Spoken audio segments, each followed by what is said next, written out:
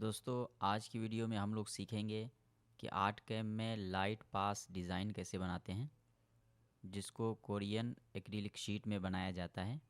दोस्तों अगर आप लोग सीखना चाहते हैं तो इस वीडियो को लास्ट तक देखिए।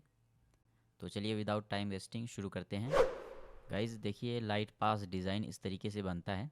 तो गाइस अगर आप लोग नहीं जानते हैं तो मैं आप लोगों को बताना चाहूँगा कि लाइट पास डिज़ाइन इस तरीके का होता है। देखिए आपको यहाँ पे दिख रहा होगा, ये जो डिज़ाइन बनाया गया है यहाँ पे, इसी को हम लोग लाइट पास डिज़ाइन बोलते हैं। और यहाँ पे भी आपको देखने को मिल रहा होगा, ये सब लाइट पास डिज़ाइन है। तो चलिए हम लोग आर्ट कैम पे चलते हैं। और मैंने यहाँ पे आर्ट कैम को ओपन किया है। तो हम लोग यहाँ पे जिस डिज़ाइन को बनाएंगे उसको इंपोर्ट करेंगे। तो मैं यहाँ पे इमेज में इसको डाउनलोड कर रखा है, इसी पे मैं बनाऊँगा। तो चलिए यहाँ पे पहले इसका साइज़ देख लेता हूँ। इसको राइट क्लिक करके ओपन विथ पेंट में ओपन कर लेता हूँ। यहाँ पे आपको मिलेगा रिसाइज़ करने के लिए, इस पर क्लिक करता हूँ और उसके बाद पिक्सल्स में आकर के यहाँ पे देखिए इसका पिक्सल जो है बहुत कम है। तो इसको मैं इंक्रीज़ कर लूँगा, समथिंग 1500 कर देता हूँ और उसके बाद ओके। तो इसका साइज़ अभी इंक्रीज़ हो चुका है। इसको मैं सेव कर लेता हूँ और इसी इमेज को मैं ड्रैग एंड ड्रॉप कर लूँगा आर्ट कैम में डायरेक्टली इस तरीके से।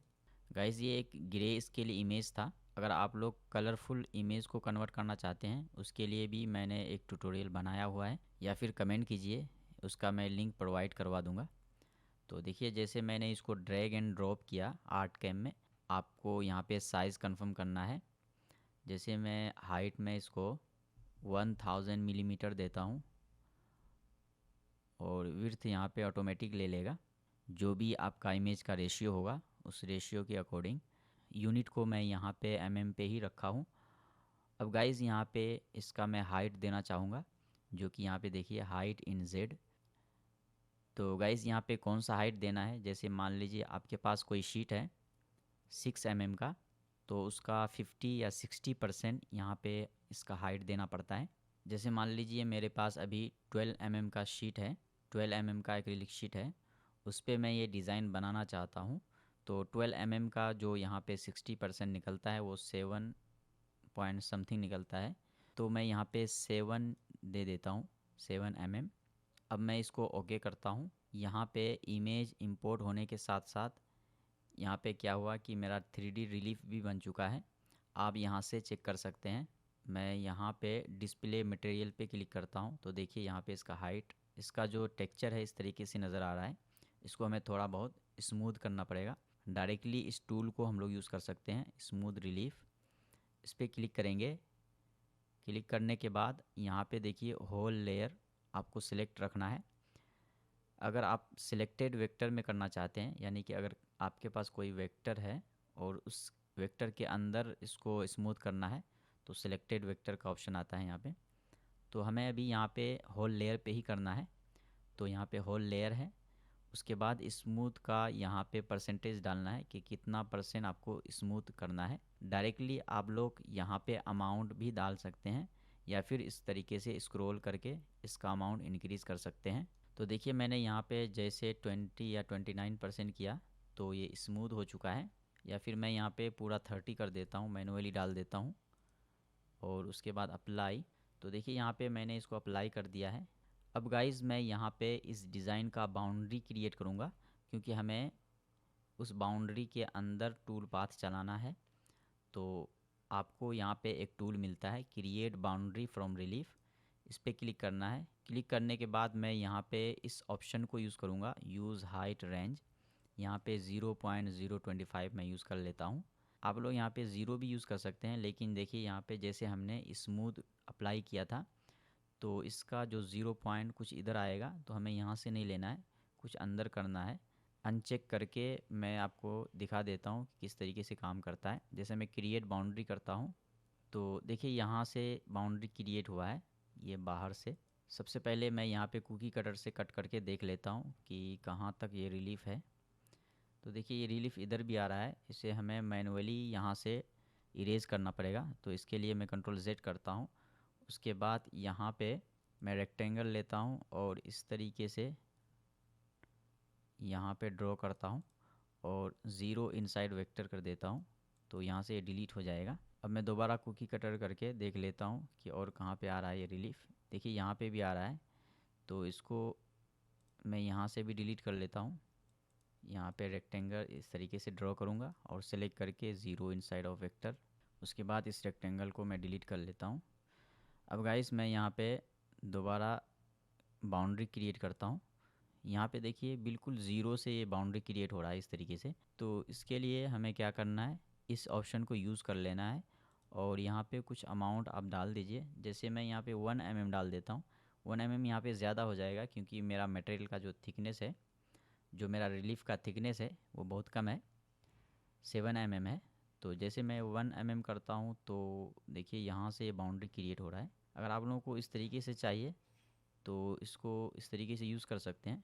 आई थिंक मेरे केस में भी ये सही है। तो गाइज़ मेरे केस में भी यहाँ पे ये वेक्टर सही नज़र आ रहा है, तो मैं इसी को यूज़ कर लेता हूँ। मैं क्या करूँगा, यहाँ पे पहले अंदर का जो वेक्टर क्रिएट हुआ था इसको डिलीट कर लेता हूँ इस तरीके से, और ये हमारा बाउंड्री हो गया। तो अभी मेरे पास सिर्फ यहाँ पे एक सर्कल बचा है, इस तरीके से बाउंड्री। अब गाइज़ यहाँ पे इस सर्कल में एक प्रॉब्लम है। देखिए यहाँ पे इस तरीके से लाइन स्ट्रेट नहीं है, कुछ इस तरीके से यहाँ पे जिगजैग हो रहा है। तो इसको इम्प्रूव करने के लिए हमें क्या करना है, नोट एडिटिंग टूल को हम यहाँ पे एक्टिव करेंगे और उसके बाद इस तरीके से ड्रैग करके सबको सेलेक्ट करेंगे। सेलेक्ट करने के बाद हम यहाँ पे इस टूल को यूज़ करेंगे, आपको यहाँ पे देखिए मिलेगा, और यहाँ पे SP लाइन वेक्टर्स इसको सेलेक्ट करेंगे। सेलेक्ट करने के बाद यहाँ पे गाइस हमें क्या करना है, ये जो नोट है इसको डिक्रीज़ करना है, इसका जो क्वांटिटी है इसको कम करना है। तो यहाँ पे आपको टूल रेंज में कुछ अमाउंट मिलेगा, इसको मैं यहाँ पे 1.5 mm कर देता हूँ। यहाँ पे अमाउंट आपका बहुत कम होगा पहले से, तो मैं यहाँ पे इंक्रीज़ कर लेता हूँ इस अमाउंट को, टूल रेंज अमाउंट को। और उसके बाद यहाँ पे SP लाइन पे क्लिक कर देता हूँ।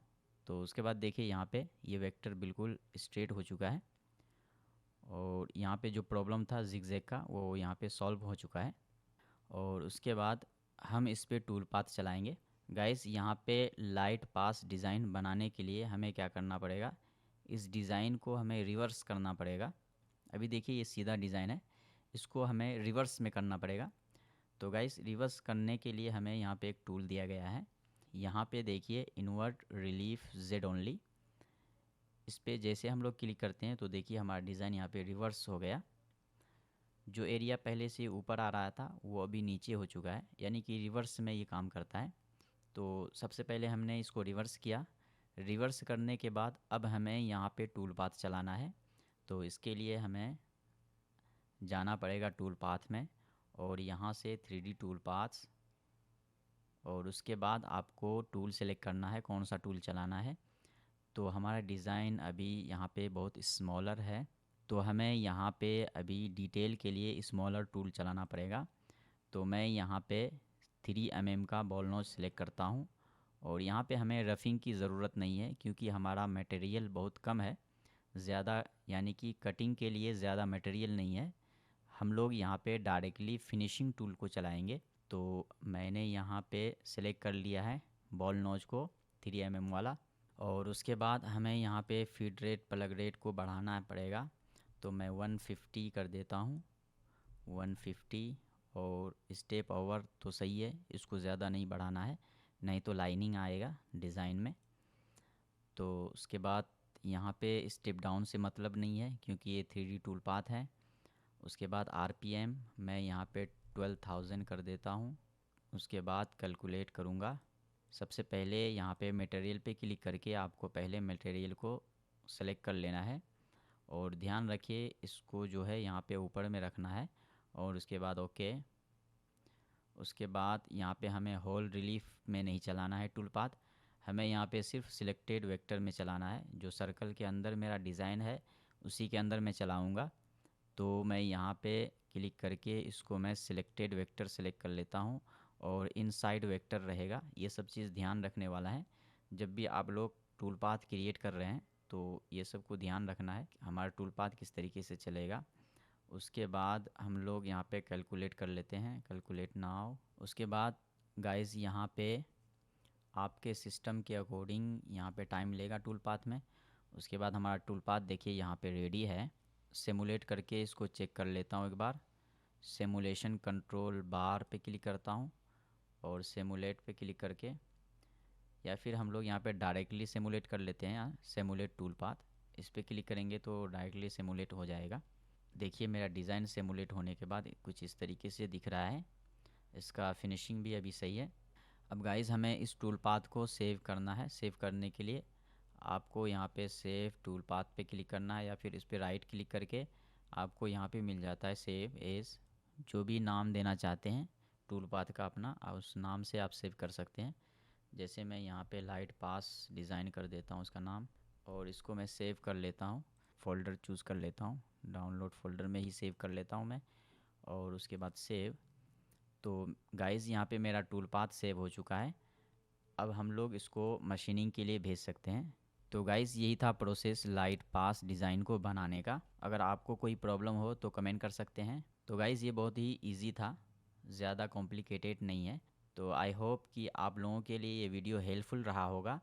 अगर आप लोगों के पास कोई क्वेश्चन या क्वेरी है, कोई सवाल या सुझाव है तो कमेंट कर सकते हैं। अगर आप नए हैं चैनल पे तो चैनल को सब्सक्राइब कर लीजिए और बेल के आइकन को दबा करके ऑल ऑप्शन को सेलेक्ट कर लीजिए, ताकि आगे आने वाली कोई भी इन्फॉर्मेटिव वीडियोस आप लोगों से मिस ना हो सके।